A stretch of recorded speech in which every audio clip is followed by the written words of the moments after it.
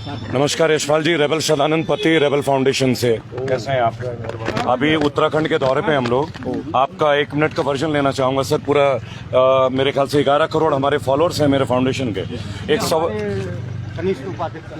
जय हिंद जय भारत। रेबल सदानंद पति यशपाल आर्य जी के साथ इस वक्त नैनीताल में वर्तमान में यहाँ के चुने हुए प्रतिनिधि। सर मेरा एक सवाल है आपसे। जी जी, मैं एक सवाल आपसे पूछना चाहूंगा सर, और करोड़ों भारतीयों के सवाल है। मैं लोगों के बीच ही होता हूं सर। आज 16 तारीख को मैं यूएस कांग्रेस में जो बिडेन जी के साथ आपसे एक प्रश्न पूछना चाहूंगा सर। हर भारतीय का प्रश्न है सर। हम लोग मास्क पहनते हैं, मास्क के लिए इतनी सारी चीजें। कृषि बिल का भी आप लोग शायद समर्थन करते होंगे सर आप लोग, है ना सर? मेरा संगठन कुछ विचारों को लेकर आता है हमेशा। तो मेरा एक सवाल होगा सर कि आप लोग प्रतिनिधित्व करते हैं, संसद में जाते हैं सर, 5 साल के लिए जाते हैं, 10 साल के लिए जाते हैं, चुन के जाते हैं। आप लोग के लिए जीवन भर के लिए पेंशन का होता है, लेकिन ये जो मेरे पीछे स्थानीय प्राधिकारी हैं जो कि सरकार के चुने हुए हैं सर, इनकी पेंशन क्यों नहीं होती? इनके लिए कोई आवाजें क्यों नहीं उठती? आप लोग 5 साल चुन के एमएलए एमपी बन के जाते हैं, इन लोगों को पेंशन क्यों नहीं मिलती सर? ये बात पार्लियामेंट में क्यों नहीं उठाई जाती? मेरे साथ सरकार के जो पीछे लोग हैं, जो सिलेक्टेड लोग हैं, उनकी पेंशन क्यों नहीं मिलती है सर? 5 साल में देशभक्ति का ऐसा क्या नजारा इंडियन पॉलिटिकल सिस्टम में कि हमारे एमएलए एमपीज को बेनिफिट मिलती है? मेरे देश के करोड़ों फौजी, सीआईएसएफ, सीआरपीएफ, इंडियन आर्मी और मेरे पुलिस के वो लाखों लोग जो कोरोना का, नहीं ये मेरा आवाज है सर, मैं बोलता है ऐसा, मैं रेबल हूं सर जी। तो आपको क्या लगता है सर, आप लोग प्रतिनिधित्व करते हैं जनता का, क्या आप लोगों को इनके लिए पार्लियामेंट में आवाज नहीं उठानी चाहिए? निश्चित रूप से आपका कहनाबाजी। मैं आपके एक वर्जन बस जानना चाहूंगा। आपका जो कथन है, जो आपने कहा है, जी से जी सारगर्भित है, आवाज आनी चाहिए जी। क्योंकि देखिए सर, कोरोना के विस्मय परिस्थिति में हमारे जो मौलिक अधिकार हैं जी, उसके अंतर्गत जो भी व्यवस्थाएं हैं, थोड़ा सा और जोर से बोलेंगे सर। जो भी हमारे मौलिक अधिकार हैं उनके अंतर्गत जो भी व्यवस्थाएं हैं जी, उनका अनुपालन सुनिश्चित होना चाहिए जी।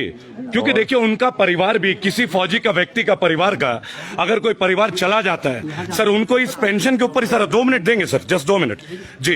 तो आप ये चाहते हैं कि सर आपके हिसाब से होना चाहिए पेंशन? जी जरूर जरूर आप जी। जय हिंद जय भारत। रेबल सदानंद पति रेबल फाउंडेशन के 11 करोड़ से ज्यादा लोग आज इस बात को हर जगह आवाज उठाते हैं कि एमएलए एमपी 5 साल में चुन के, और जब ये मंत्रिमंडल को 3-3 पेंशन मिलती है, मेरे देश के फौजियों को क्यों नहीं मिलता?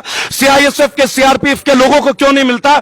सरकार के तमाम संगठित व्यक्ति जो चुन के जाते हैं उनको क्यों नहीं मिलता? और ये मेरे साथ में जो पुलिस के अधिकारी हैं जो 24 घंटे काम करते हैं, जिनको ओवर टाइम नहीं मिलता, आखिर इनकी कोई यूनियन नहीं है, गवर्नमेंट इनकी कोई यूनियन नहीं बनने देती। आज आप कहते हैं कि किसान आंदोलन अच्छा है, चलिए मान लेते हैं। मेरा एक छोटा सा सवाल है, मैं उत्तराखंड के दौरे पे हूं, कल बाजपुर में 10:30 बजे 1500 ट्रैक्टर निकलेंगे दिल्ली के लिए। हम किसी सरकार के विरोध में नहीं है, हमने भी मोदी जी को वोट दिया। तमाम यहां ना तो मोदी जी की बात है, ना कांग्रेस की बात है, ना बीजेपी की बात है मेरे देश की जनता की। मेरे साथ जो सरकारी महकमे के लोग पीछे खड़े होंगे, आखिर इन्हें पेंशन क्यों नहीं मिलता? पार्लियामेंट में इनके लिए आवाज क्यों नहीं उठती? पार्लियामेंट में मजदूरों के हक के लिए आवाज क्यों नहीं उठती? जब ये कहा जाता है कि जीएसटी में 5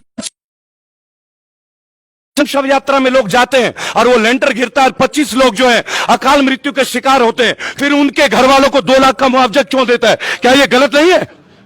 क्या ये गलत नहीं है? क्या ये गलत नहीं है मेरे दोस्तों? हमारे ही देश में जहां लाखों करोड़ का जीएसटी का मिलता है और हमारे जनजीवन में एक व्यक्ति को 2 लाख का मुआवजा, मैं इसी तरह निरंतर दोस्तों अमेरिका जाने से पहले निरंतर हर एमएलए एमपी से यह सवाल पूछता रहूंगा। और बहुत शीघ्र हम लोग अपने स्थानीय विधायक के घर भी जाएंगे और उनसे ये पूछेंगे कि अगर आप किसी बिल का समर्थन करते हैं और आप लोग चुने हुए जनप्रतिनिधि हैं, आपको एयर टिकट की सुविधा मिलती है, आपको फर्स्ट क्लास की सुविधा मिलती है, तो मेरे देश के फौजी, मेरे देश के पुलिस वाले, सीआईएसएफ, सीआरपीएफ, इन लोगों को पेंशन क्यों नहीं मिलता? इनकी आवाजें क्यों नहीं उठती? गलत है क्या? लोग बोलने के लिए आवाज आगे नहीं आते, कारण क्या है? कोई बोलेगा तो कुछ होगा। मैं रेबल हूं ना, तो इस चीज से पीछे हटूंगा। पुलिस के लिए भी आवाज उठाता हूं, फोर्स के लिए भी आवाज उठाता हूं, आम जनता के लिए भी उठाता हूं। अगर हम लोग एक सोशल मीडिया में है तो हमारा काम कोई गंदे न्यूज को देना नहीं है, सच्चाई तक आपको पहुंचाना हमारी जिम्मेदारी भी है। पत्रकारिता का एक स्तंभ है। हम अर्नब की तरह पूछता है भारत नहीं करते। भारत क्या है? हम भारतीयों से है। आज नेताजी ने एक बात बोला, यशपाल जी ने बोला कि मुझे आपके विचार अच्छे लगे, और वो कहते पर ये सदन में कब उठेगा? इन लोगों की तनख्वाह बढ़ गई, सदन ने एक मत में बहुमत दे दिया। ऐसा क्या कार्य करते हैं हमारे देश के चुने हुए नेता? उनकी सैलरी, उनके रिटायरमेंट तक, उनके रिटायरमेंट के बाद जब वो नेता नहीं रहते, तत्पश्चात उनको इतनी सुविधाएं। और मेरे देश का पुलिस, मेरे देश का फौजी, मेरे देश का सीआईएसएफ, सीआरपीएफ, ये जितने लोग हैं, पैरामिलिट्री फोर्सेस, ये कौन सा देशभक्ति में कमी करते हैं जो इनके परिवारों को सुविधा नहीं मिलती है? जय हिंद, जय भारत। ये सवाल हम पूछते रहेंगे। कल बाजपुर सुबह 10:30 बजे उत्तराखंड किसान यूनियन के ज्यादातर लोग हमारे फाउंडेशन के साथ होंगे। 17 मीडिया की टीम हमारी सारी चीजों को कवर कर रही है, आप लोगों के लिए 24 घंटे तत्पर। जय हिंद, जय भारत।